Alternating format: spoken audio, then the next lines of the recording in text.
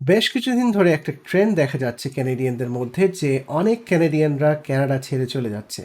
এই বিষয়ে অনেকগুলো নিউজ পেপার আর্টিকেল এবং ভিডিওতে ফিচার করা হয়েছে। এই ভিডিওতে আমি এই সকল বিষয়কে সামারাইজ করব এবং আপনাদেরকে 10টি রিজন জানাবো যে কারণে ক্যানাডিয়ানরা কানাডা ছেড়ে চলে যাচ্ছে। Hello everyone, if you are new to this channel, আমার নাম আহমেদ মাহিয়ান। আমি একজন সার্টিফাইড ফাইন্যান্সিয়াল প্ল্যানার এবং ex banker. Over the years আমি হান্ড্রেডস অ্যান্ড থাউজেন্ডস অফ ক্যানাডিয়ানদেরকে ফাইন্যান্সিয়াল প্ল্যানিং দিয়ে হেল্প করেছি।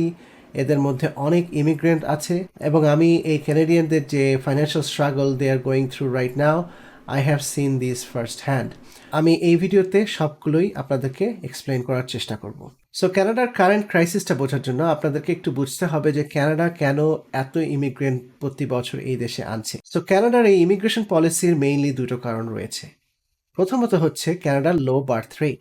কানাডার যে এক্সিস্টিং পপুলেশন, এদের ন্যাচারাল যে বার্থ রেট সেটা খুবই কম। সো তাদের এক্সিস্টিং পপুলেশন দিয়ে যে লেবার মার্কেটের সাপ্লাই দরকার, সেটার জন্য যে enough number of young population দরকার, সেটা তারা দিতে পারছে না। So they have to bring external immigrant to meet that labour market demand. The second reason why Canada is bringing so many people is for aging population reason.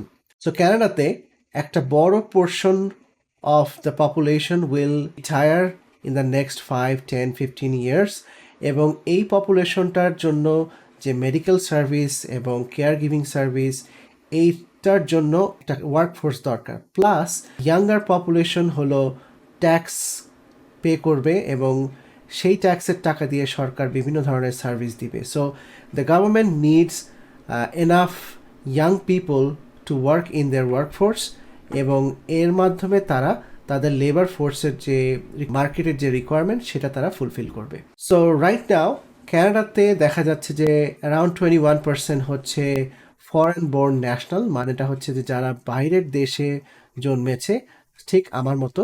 I was born in Bangladesh, so আমার মতো এরকম প্রায় 20% to 25% population are born in other country, এবং Canada চাচ্ছে যে এই প্রপোর্শনটা বাড়িয়ে অলমোস্ট 30% নিয়ে যেতে by the end of the next decade. তো আমরা যদি একটু হিস্টোরিক্যালি দেখি যে কানাডার ইমিগ্রেশন পলিসিটা সবসময় ছিল pretty stable. So over the last 20-30 years, Canada has been bringing approximately around 2.5 লক্ষর মতো ইমিগ্রেন্ট প্রত্যেক বছর এই দেশে। এই সংখ্যাটা সিগনিফিকেন্টলি বেড়ে যায় যখন লিবারাল গভর্নমেন্ট 2015 সাল সরকার গঠন করে, এবং আমরা দেখতে পাচ্ছি যে previously up until last century, majority of the new immigrants in Canada were from European countries. এই সংখ্যাটা সিগনিফিকেন্টলি বেশি ছিল ফার্স্ট ওয়ার্ল্ড ওয়ার এবং সেকেন্ড ওয়ার্ল্ড ওয়ারের পরে। একটা বিশাল অংশ ইউরোপিয়ান ইমিগ্রেট করে এবং আমাদের দেশের থেকে এবং ইন্ডিয়া, পাকিস্তান এই অঞ্চল থেকে কানাডাতে ইমিগ্রেশন করা শুরু করে। লেট 80s বাংলাদেশিরা আসা শুরু করে, লেট 90s কানাডাতে বাংলাদেশিদের সেকেন্ড জেনারেশন মাত্র চলছে, ওয়ারাজ ইউরোপিয়ান যারা ইমিগ্রেন্ট ছিল তারা দেখা যাচ্ছে থার্ড ফোর্থ জেনারেশন ক্যানাডিয়ান তারা এখন। তো ক্যানাডিয়ান গভর্নমেন্ট যে পলিসিটা এখন নিয়েছে ইমিগ্রেশনের জন্য, তা হচ্ছে যে 2026 সালে তারা 5 লাখ ক্যানাডিয়ান ইমিগ্রেন্ট নিয়ে আসবে। This numbers are permanent resident, যারা পিআর নিয়ে কানাডায় আসবে তাদের সংখ্যাটা। সো এদের মধ্যে 60% নিয়ে আসবে তারা ইকোনমিক ক্যাডারে। ইকোনমিক ক্রাইটেরিয়াতে হচ্ছে আপনার ফেডারেল স্কিল ওয়ার্কার বা বিভিন্ন ধরনের প্রভিন্সিয়াল নমিনি প্রোগ্রাম যেগুলো আছে সেগুলো সবই এই ক্যাটাগরির মধ্যে যাবে। সো এই ক্যাটাগরিতে টিপিক্যালি যারা আসে তারা দেখা যাচ্ছে যে তাদের হাই আইএলস স্কোর অথবা ল্যাঙ্গুয়েজ প্রফিসিয়েন্সি থাকে, এবং তারা একটা সিগনিফিকেন্ট নাম্বার অফ ইয়ার্স তারা প্রফেশনাল ওয়ার্ক এক্সপিরিয়েন্স থাকে, এবং এনাদের হায়ার এডুকেশনও অলসো কমপ্লিট করা থাকে। তাদের বয়স একটা নির্দিষ্ট বয়স সীমার নিচে থাকে to get the maximum points. So Canada চাচ্ছে যে স্কিলড ইমিগ্রেশন হিসেবে মেজরিটি অফ দেয়ার ইমিগ্রেন্টস আনার জন্য। এছাড়াও কানাডা ফ্যামিলি রিইউনিফিকেশন প্রোগ্রামের আন্ডারে অ্যারাউন্ড 20 to 25% ইমিগ্রেন্ট নিয়ে আসে। So this can be somebody's spouses, somebody's child, or in some cases প্যারেন্টসরাও এই ফ্যামিলি রিইউনিফিকেশন প্রোগ্রামে আসে। এবং থার্ড ক্যাটাগরি যেটা আসে সেটা হচ্ছে অ্যাসাইলাম সিকার। তো কানাডা অনেক দেশ থেকে অ্যাসাইলাম হিসেবে ইমিগ্রেন্ট নিয়ে থাকে। বাংলাদেশ থেকেও প্রচুর বাংলাদেশি এখানে ভিজিট বিষয়ে এসে অ্যাসাইলাম সিক করে। That's a different story for some other video, but approximately 80,000 people claims asylum every year, এবং এই নাম্বারটা ধীরে ধীরে বাড়ছে। সো যারা ইমিগ্রেন্ট হিসেবে কানাডায় আসে তাদের মধ্যে থেকে বেশিরভাগই আসে হচ্ছে ইন্ডিয়া, চায়না, ফিলিপিন্স, নাইজেরিয়া, এই হাতে গোনা কয়েকটা কান্ট্রির মধ্যে থেকে। বাংলাদেশ থেকেও প্রচুর ইমিগ্রেন্ট হিসেবে আসে, but Bangladesh is not one of the top 10 country. এবং এদের মেজরিটি অফ যারা কানাডাতে আসে ইমিগ্রেন্ট হিসেবে তারা দেখা যায় যে টরন্টো, ভ্যাঙ্কুভার, এই বড় বড় সিটিগুলোতেই তারা এখানে থাকতে চেষ্টা করে because of the greater support from their own community. So এখন আসি যে কানাডার থেকে মানুষ চলে যাওয়ার প্রথম কারণটা হচ্ছে যে যারা নতুন ইমিগ্রেন্ট প্রোফাইল অনুযায়ী জব পাচ্ছে না। প্রচুর বাংলাদেশি আছে যাদেরকে আমি চিনি যারা বাংলাদেশের ডক্টর সলিমুল্লাহ মেডিকেল কলেজ থেকে বা বিভিন্ন ঢাকা মেডিকেল কলেজ থেকে পাশ করে এখানে এসে মেডিকেল ডক্টর পাচ্ছে না, because the system doesn't allow them to practice in Canada until they become a resident doctor, এবং এই রেসিডেন্সি পাওয়াটা খুব টাফ এখানে। So it's a artificially created problem by the Canadian government. এই ধরনের স্কিল্ড লয়ার, ইঞ্জিনিয়ার, ডাক্তার নিয়ে আসছে, কিন্তু তাদেরকে তারা এখানকার সিস্টেমের সাথে ইন্টিগ্রেট করতে পারছে না। So that's number one complain that I here from qualified immigrants. আরেকটা ট্রেন্ড আমি দেখেছি সেটা হচ্ছে যে এখান থেকে পিএইচডি করার পরে বা মাস্টার্স করার পরে অনেকে ইউএসএ তে সুইচ করে, কারণ ইউএস এর স্যালারি টিপিক্যালি আমাদের এখান থেকে একটু বেশি হয়, এবং ইউএস এর কারেন্সি যেহেতু আমাদের থেকে almost 30% stronger, so in terms of monetary money they also receive a much higher compensation in the US. So দেখা যাচ্ছে যে আমার যে ইউনিভার্সিটি থেকে আমি পাশ করেছি, ইউনিভার্সিটি অফ সাসকাচুয়ান, এই ইউনিভার্সিটি থেকে পাশ করা বেশ কয়েকজনকে দেখেছি আমি যারা পরবর্তীতে আমেরিকাতে চলে গিয়েছে বিভিন্ন রিসার্চ ফিল্ডে কাজ করতে, এবং they get much better health care because of their company sponsorship, এবং তারা অনেক সময় দেখা যায় যে ডাবল স্যালারিতে ওই দেশে চলে যায় because the US market is much more competitive এবং much highly paid compare to Canadian system. So এই বিষয়টা অ্যাড্রেস করার জন্য government they are trying to bring some policy change, but আমার মনে হয় যারা highly qualified it's very difficult to keep them in Canada. It's just because Canada does not have that higher salary or the system that the US has. The second complaint that Canadians are making is high tax rate. আমরা সকলেই জানি যে কানাডাতে ট্যাক্সের rate খুব high. So even though Canada does not have the highest tax rate in the world, it still has much higher tax rate. So somebody who is living in Ontario makes around 250,000 and up, তাদের marginal যে tax rate সেটা almost 50%। তার মানেটা হচ্ছে যে কারো income যদি $2.5 লাখের উপরে হয় তাহলে $100 যদি ইনকাম করে তার $54 চলে যাবে গভর্নমেন্টের খাতে।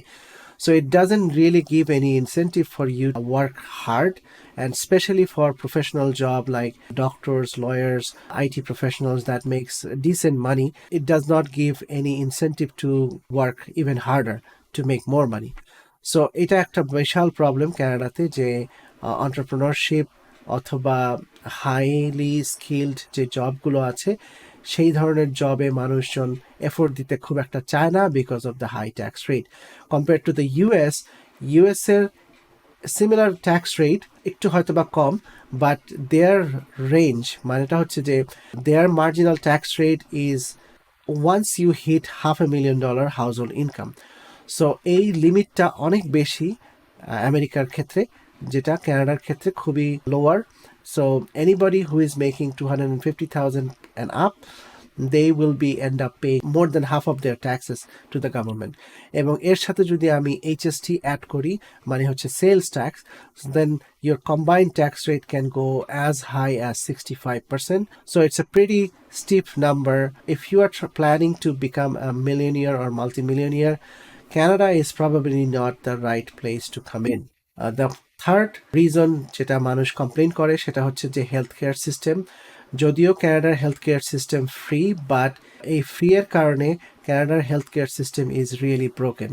অনেক নিউ ইমিগ্রেন্ট কানাডাতে এসে কোনো ফ্যামিলি ফিজিশিয়ান পায় না, কারণ ফ্যামিলি ফিজিশিয়ানের এত সংকট যে এই কারণে এখানে একবার কেউ ফ্যামিলি ফিজিশিয়ান পেলে ছাড়তে চায় না। প্লাস যখন এই ফ্যামিলি ফিজিশিয়ানরা রিটায়ার করে তখন এই এক্সিস্টিং ক্যানাডিয়ানরা নতুন ফ্যামিলি ফিজিশিয়ান আর পাচ্ছে না। এবং কেউ যদি রুরাল এরিয়াতে আসে তাহলে এই সমস্যা আরও প্রকট। রুরাল এরিয়াতে সাধারণত কোনো চিকিৎসক যেতে চায় না, এবং এই কারণে এই সমস্ত জায়গায় যারা থাকে they really struggle with family physician.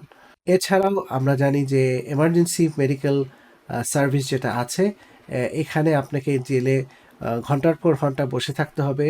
It really depends on what type of injury you have, but if you are injured with a minor injury which is not life threatening, they will keep you in the waiting room for 10-15 hours before you see a doctor. So this is a very problematic situation. এবং কোভিডের পরে অনেক doctor retire করেছে, অনেক nurse এই profession ছেড়ে চলে গেছে, এবং এই কারণে এই সংকটটা আরও দেখা যাচ্ছে। এবং government is trying to hire more nurses and hire more physicians, but I don't think that's enough compared to the demand of new immigrants.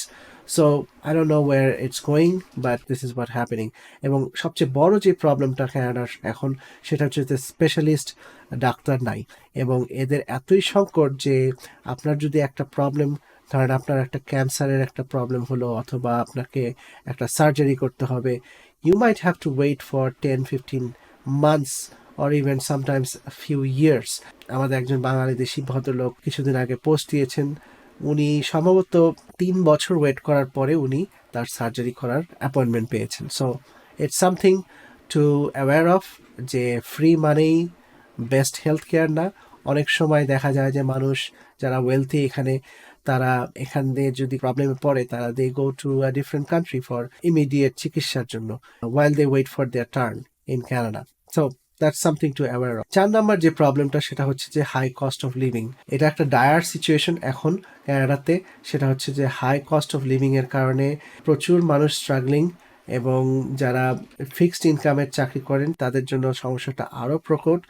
অনেক মানুষ কানাডায় যারা আসছে এবং যারা existing Canadian, they R turning to food banks, কারণ যে cost of living, cost of grocery, cost of housing, they are a significant part of your paycheck. So unless somebody is making a professional level income, it's very difficult.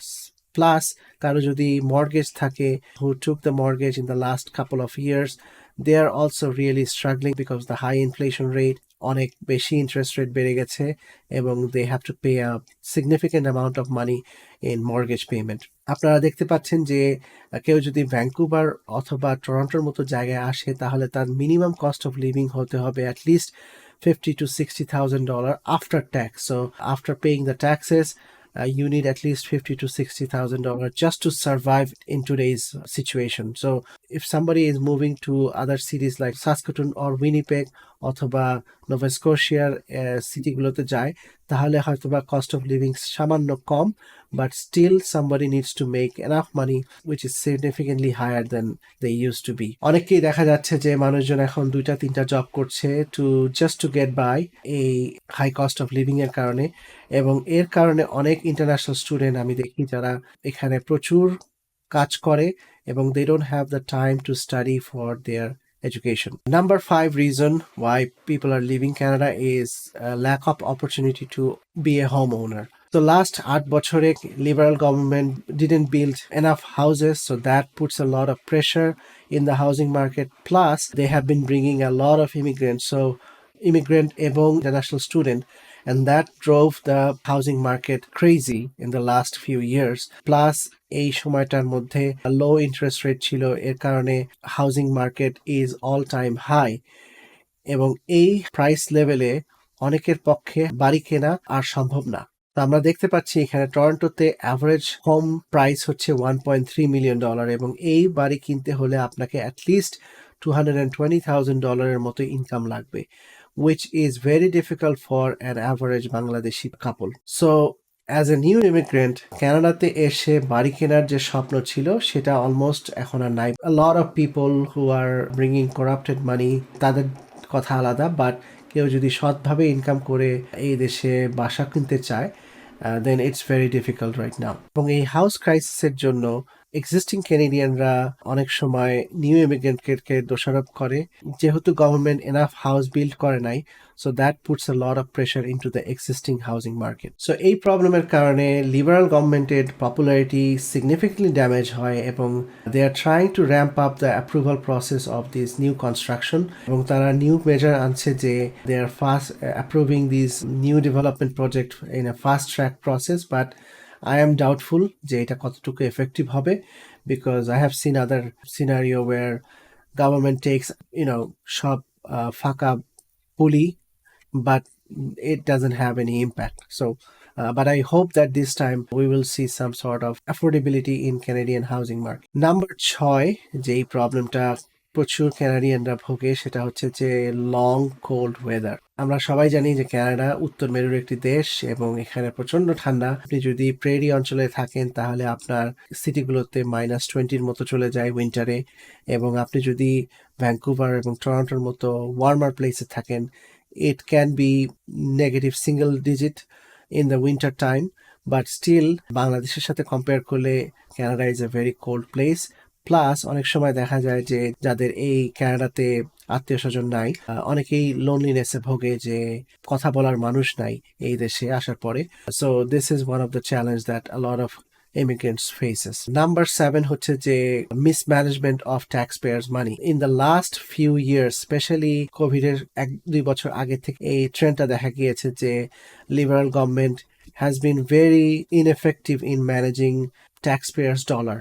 We have seen during the COVID time a lot of ineligible people got COVID money. So government funded project that didn't work out and costed a lot of more money to the taxpayers. LRT project যেটা টরন্টোতে প্রায় 10-12 বছর ধরে চলছে, still it's not open yet. So things like that, plus when we see incident where CRA employeeরা নিজেরাই কোভিডের টাকা collect করছে when they know that they are not eligible, emergency ফান্ডের টাকাটা তারা নিজেরা ক্লেম করছে, which is clearly they are not eligible with. So এই ধরনের ঘটনা, প্লাস মর্গেজ ফ্রড একটা কমন একটা প্রবলেম এই কানাডাতে, which is one of the reason why there is housing crisis in the especially the metropolitan area like GTA or Vancouver area. So এই ধরনের ইনসিডেন্টগুলো upset a lot of Canadians যে এই ধরনের প্রবলেমগুলোর কোনো পানিশমেন্ট নাই। সো এটা একটা বড় problem. Plus international political space, Canada in the last few years they get into trouble with both China and India. বেশ কিছু বছর আগে Canadian government Chinese গভর্নমেন্টের সাথে একটা প্রবলেমে পড়ে যখন ইউএস ক্যানাডিয়ান গভর্নমেন্টকে রিকোয়েস্ট করে যে হুয়াওয়ের যে সিএফও মাং ওয়াংজো ওনাকে হাউস অ্যারেস্ট করার জন্য, এবং তার রিয়াকশন হিসেবে চাইনিজরা 2 Canadian সিটিজেনকে আটক করে। So it had a lot of back and forth clash between these two countries, and that puts a lot of pressures in their relationship. There is still a debate on how these relationship will improve over time, but this is clearly a sign that Canada is not dealing its international presence properly. Recently একটা case হয়েছে যে the Canadian government blamed the Indian government যে Indian government তাদের Canadian internal matter-এ interference-এর জন্য, এবং they blamed Indian government that the Indian government killed one of the citizen in Canada. এটার against Indian government অনেক বিবৃতি দেয় যে they don't accept this blame, and at one point they actually cancelled visa services for Canadians. So যারা Indian Canadian ছিল, they faced a lot of trouble because of this visa cancellation. Canada is still fighting with India in an international level. These are the events যেটা হচ্ছে international level-এ Canada-কে damage করে তাদের ইমেজটা. So I don't know if there will be any improvement if the government changes over time in the future. Number 8 reason সেটা হচ্ছে Canada is basically divided in different issues. কয়েক মাস আগে school board decision নেয় যে কোনো বাচ্চা যদি তার জেন্ডার চেঞ্জ করতে চায় তাহলে school board will not get any consent from the parents. So এই ঘটনাটার পরিপ্রেক্ষিতে lot of debate happened among Canadians and the political parties.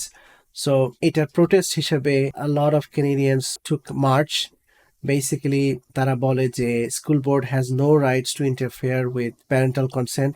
So আমার বাচ্চার যদি কোনো সমস্যা হয়, I will make that decision. School board has no right to say in that their job is to teach. Their job is not to tell my kids whether he should be a girl or boy. So এই বিষয়টা নিয়ে অনেক আলোচনা সমালোচনা হয় এবং এটা নিয়ে অনেক প্রোটেস্টও হয় এবং তার এগেনস্টে আবার অ্যান্টি প্রোটেস্টও হয় এই প্রোটেস্টের বিরুদ্ধে।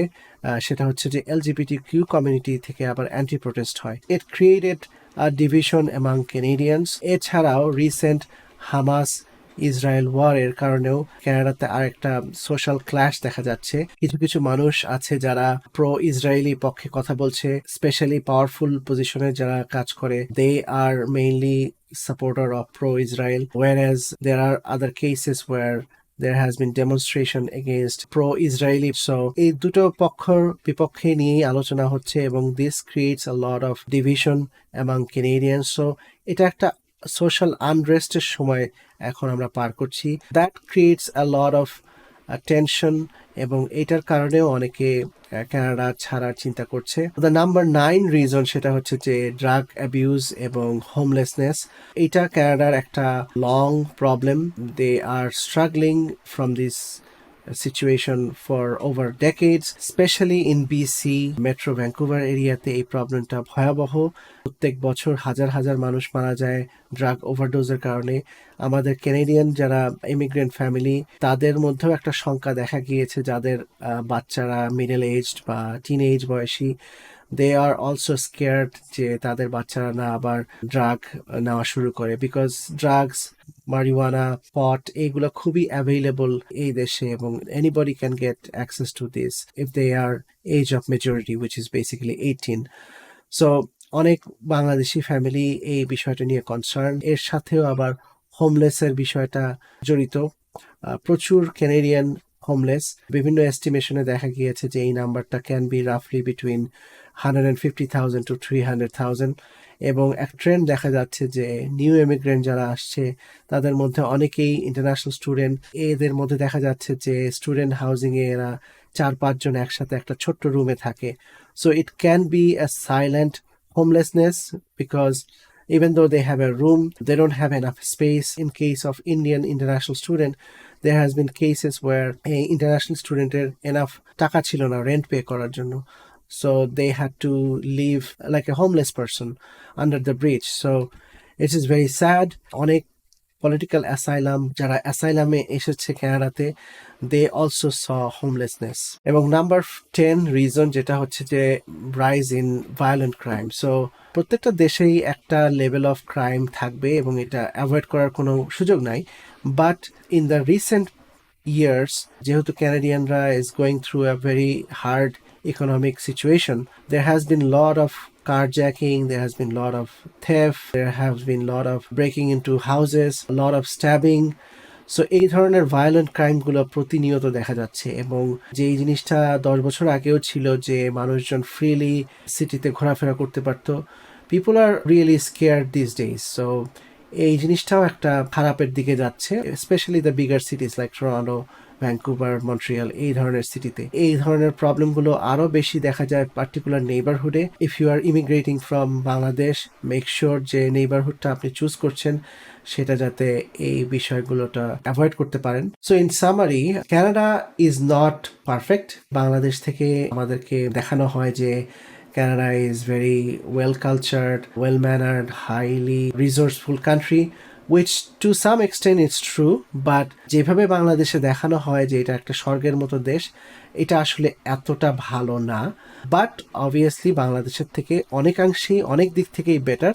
আমার এক্সপিরিয়েন্স থেকে আমি যেটা দেখেছি সেটা হচ্ছে যে if you are someone who has established career in Bangladesh, আপনি middle aged, বাংলাদেশে established career, আপনি চাচ্ছেন কানাডাতে আসতে, I wouldn't suggest, just because I have seen a lot of people struggled in Canada once they come in their middle age. এটা নিয়ে আমি different ভিডিওতে কথা বলেছি, so I don't want to go details, but অনেক সময় দেখা যায় যে বাচ্চার ভবিষ্যতের কথা চিন্তা করে অনেকে আসে।